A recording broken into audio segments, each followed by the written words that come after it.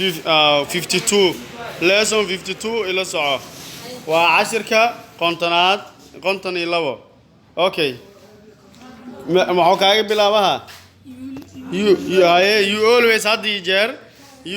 the jar look for وحارة something ولا you always had the jar look for وحارة something ولا source that درادة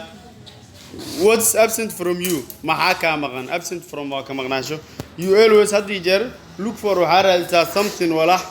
source that درادة what's absent from you محاكا مغن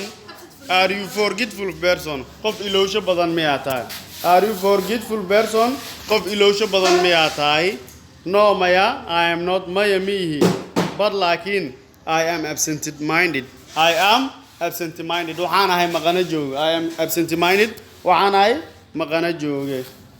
what are you looking for محاد رادين إسا I am looking for وحارادين يا calm شانلو and your mirror مرايد I am looking for وحارادين a cam شانلو and your mirror مرايد where did you put them halkeed dhigtay ereyga put waa dhigid waay where did you put them halkeed dhigtay here is where meeshan waa goobtii I put them aan dhigay here is where waa meeshan waa goobtii I put them aan dhigay why didn't you look for among these books maxaad ugu dhex raadi weysay buugaagtan dhexdooda why didn't you look for maxaad ugu fiiri weysay among these books buugaagtan dhexdooda among these books buugaagtan dhexdooda I looked for waan ka fiiriyay them ayaga and I missed them waana waayay I looked for them waan ka fiiriyay and I missed them waana ka waayay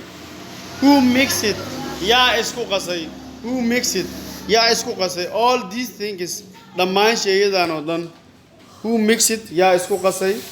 all these things shayadaan oo dhan yaa isku qasay I think waxaan u maleynayaa someone stole them inuu ayaga qof haday I think waxaan u maleynayaa someone qof stole them inuu ayaga haday who is the man waa kuma ninka stealing hadaya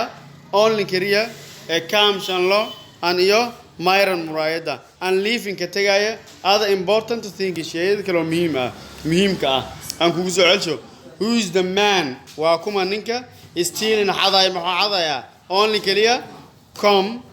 shanlo and iyo myron muraayada and leaving ka tagaya other important thing shayada kale muhiimka ah okay my young sister walaashayda year hid them from me ayaa iga qarisay